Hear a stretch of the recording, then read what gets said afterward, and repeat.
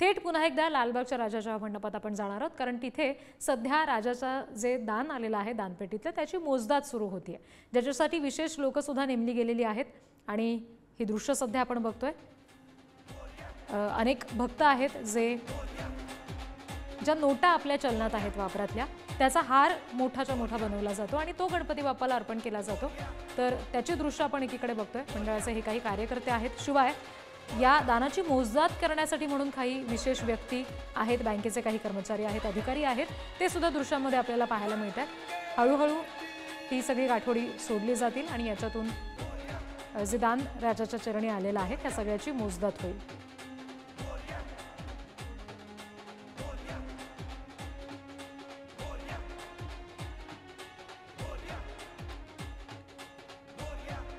एकीकडे दृश्य आपण बघतोय लालबागच्या राजाची. थेट पुढारी न्यूजच्या माध्यमातून तुम्ही सुद्धा घर बसल्या लालबागच्या राजाचं दर्शन घेऊ शकताय. तर दुसरीकडे दृश्य आहेत ती लालबागच्या राजाच्या चरणी जे दान आलेलं आहे त्या दानाची मोजणी आता सुरू होते आणि त्यापूर्वी आलेलं हे जे दान आहे ते पिशव्यांमधून गाठोड्यांमधून सोडलं जात आहे, समोर ठेवलं जाईल आणि मग नंतर त्याची मोजदाद सुरू होईल.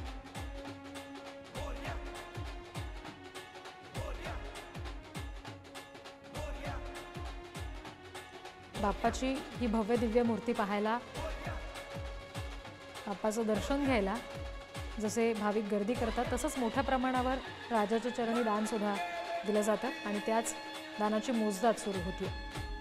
बाप्पाचं आगमन झाल्यानंतरचा आजचा हा दुसरा दिवस आहे आणि आतापर्यंत म्हणजे या दुसऱ्या दिवशीपर्यंत जे काही दान राजाच्या चरणी आलेलं आहे त्याची मोजदाद सुरू होते.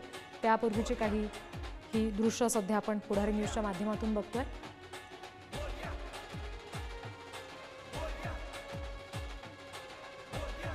प्रतिनिधी धनंजय दळवींकडून आपण अपडेट्स घेणार आहोत. धनंजय, दृश्य सध्या आपण प्रेक्षकांना दाखवतोच आहोत. मोठमोठे हार आहेत ज्याच्यामध्ये नोटा दिसत आहेत, त्याबरोबर आणखी कुठलं दान आहे जे इथे दिसतंय ज्याची मोजदाद आता होईल?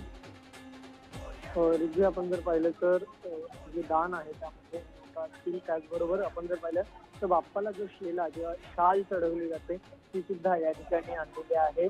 तिथेही जे आहेत ते मोजमाप होणार आहे, वेगळं होणार, कारण की आपल्याला माहिती आहे की या सगळ्या गोष्टीचा अखेर लालबागच्या राजाच्या विसर्जनानंतर या सगळ्याच गोष्टींचा लिलाव जो आहे तो होताना आपल्याला पाहायला मिळतो. त्यामुळे या सगळ्याच गोष्टी आता समोर या ठिकाणी आणलेल्या आहेत आणि आता थोड्याच वेळात देखील मोजणी जी आहे ती सुरू होईल आणि आताची ही सध्याची परिस्थिती आहे. पण या ठिकाणी जर पाहिलं तर आता यामध्ये जे भारतीय चलन आहे त्याचबरोबर परदेशी चलन देखील मोठ्या प्रमाणात यामध्येच असलेलं जे आहे ते आपल्याला पाहायला मिळतं. त्यामुळे नक्कीच आपण जर पाहिलं तर विविध दागिने आहेत, मोत्यांच्या माळा असतील, बाप्पाची जी वेगबाळी असेल ती असेल किंवा इतर सोन्याच्या लहान मोठ्या ज्या वस्तू आहेत त्या सगळ्याच या ठिकाणी बाप्पाच्या चरणी दान केलेल्या आहेत. आणि आपण पाहू शकतो हा हार जो आहे तो आपल्याला समोर पाहायला मिळते, जो दागिन्यांमध्ये आहे आणि यामध्ये मोत्यांचा आहे. हा संपूर्ण यामध्ये जे खडे आहेत रंगीबेरंगी ते सुद्धा आपल्याला पाहायला मिळतात आणि त्याचबरोबर अनेक बंद पाकिटं आहेत. यामध्ये रिद्धी आपण जर पाहिलं तर या अनेक पाकिटांमध्ये कधी कधी पैसे असतात, तर बऱ्याच वेळ जे आहे ते भाविकांनी आपले मनोगत जे आहे पत्र जे आहे ते लिहिलेलं पाहायला मिळतं. बाप्पाकडे एक त्यांची इच्छा असते ती या पत्राच्या मार्फत त्या ठिकाणी व्यक्त केली जाते. त्यामुळे अशा विविध गोष्टी ज्या आहेत त्या या दानपेटीमध्ये असतात आणि ते आता उघडलेल्या आहेत. त्यामुळे आता नेमकं काय काय वेगळं समोर येतंय या दानपेटीमधून, यंदा काही वेगळं येते का, एखाद्या भाविकाचं पत्र जे त्यांनी बाप्पाला लिहिलेलं तसं काही समोर येते का तेही पाहावं लागेल. आणि त्याचबरोबर महत्वाचं म्हणजे हे आता सुरुवात झालेली आहे. संध्याकाळी एक आकडेवारी जी आहे ती या मंडळाकडून समोर देण्यात येईल. हे संपूर्ण मोजमाप जे आहे रिद्धी ते महाराष्ट्र बँक आणि GS महानगर बँकेचे कर्मचारी हे या ठिकाणी करताना पाहायला मिळतात.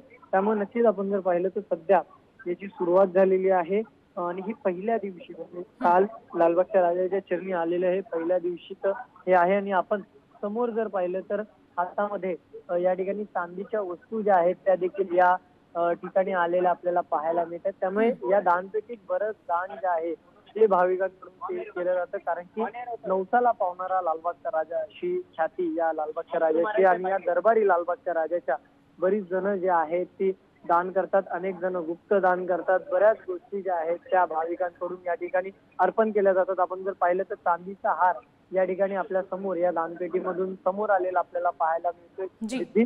त्यामुळे अशा बऱ्याच गोष्टी ज्या आहेत त्या या दानपेटीमध्ये लोक दान करतात. स्व इच्छेने ज्या आहेत या ठिकाणी हे दान केलं जातं आणि हे दान जे आहे ते आता त्याचं मोजमाप केलं जाईल आणि हा 11 दिवस चालेल आणि 11 दिवसात अशा वेगवेगळ्या जे दान केलेल्या गोष्टी आहेत त्या या ठिकाणी समोर येतील. आता या ठिकाणी जे दानपेटीत आलेली रक्कम आहे ती वेगळी वेगळी केली जाते. रक्कम जी आहे ती अंकानुसार आणि त्यानंतर ह्याची मोजणी जी आहे ते बँकेचे कर्मचारी करतील आणि हा संपूर्ण आखाडा जो आहे तो आपल्याला समोर आलेला पाहायला मिळेल. ही संपूर्ण जर आपण पाहिलं तर 11 दिवसांची जी रक्कम भाविकांकडून जी देणगी येते ती काही कोटींच्या घरात असते. दागिने असतील ज्यामध्ये सोनं, चांदी, मोती या सगळ्या गोष्टी असतात. त्या सर्व गोष्टी ज्या आहेत त्या सुद्धा काही कोटींच्या घरात असतात आणि या सगळ्यांचा नंतर जे आहे तो लिलाव केला जातो. ही या रकमेचा वापर जो आहे तो लालबागच्या राजा या मंडळाकडून समाज सेवेसाठी जो आहे तो देखील केला जाताना आपल्याला पाहायला मिळतं. त्यामुळे नक्कीच आपण जर पाहिलं तर आता पहिल्या दिवसाच्या या मोजणीला सुरुवात झालेली पाहायला मिळतात. अनेक जे बंद पाकिटं आहेत, ज्या गोष्टी आहेत त्या या ठिकाणी उघडल्या जात आहेत आणि यामधून सगळ्या वस्तू ज्या आहेत सोने चांदीच्या त्या देखील दानपेटीत ज्या आलेल्या आहेत त्या देखील उघडण्याचं काम इथे सुरुवात झालेलं आहे आणि अशा वेगळ्या वेगळ्या गोष्टी ज्या आहेत त्या या ठिकाणी पाहायला मिळतात. अनेक जर आपण पाहिलं तर बिग बाळी असेल किंवा इतर छोट्या मोठ्या गोष्टी असतील बाप्पाच्या त्या आणि आपण पाहिलं तर हे परदेशी चलन पाहतोय रिद्धी. आपण ते परदेशी चलन देखील आपल्याला या ठिकाणी पाहायला मिळालं. जसं मी उल्लेख केला की फक्त राज्यातील किंवा देशातील भाविक या ठिकाणी लालबागच्या चरणी येत नाही तर देशभरातून जगभरातून लोक जे आहेत ती लालबागच्या राजाचं दर्शन करण्यासाठी येतात आणि हे परकीय चलन आपण जर पाहिलं तर या ठिकाणी पाहायला मिळतंय. दुबई असेल त्यानंतर इतर जे आहेत जपान वगैरे या ठिकाणच्या या नोटा ज्या आहेत ते चलन जे आहे ते आपल्याला समोर आपण पाहतोय.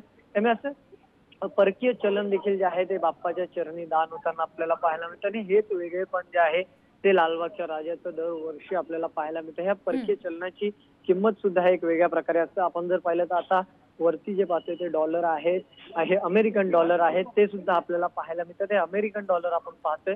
त्यामुळे नक्कीच आपण जर पाहिलं तर हे सगळं परकीय चलन सुद्धा राजाच्या चरणी अर्पण केलं जातं कारण की मोठ्या संख्येने परदेशी भाविकांची सुद्धा श्रद्धा जी आहे ती लालबागच्या राजावर आहे आणि म्हणूनच परदेशी भाविक जे आहेत ते सुद्धा मोठ्या संख्येने लालबागच्या राजाच्या दर्शनासाठी दरवर्षी मोठ्या संख्येने 11 दिवसांमध्ये येत असतात.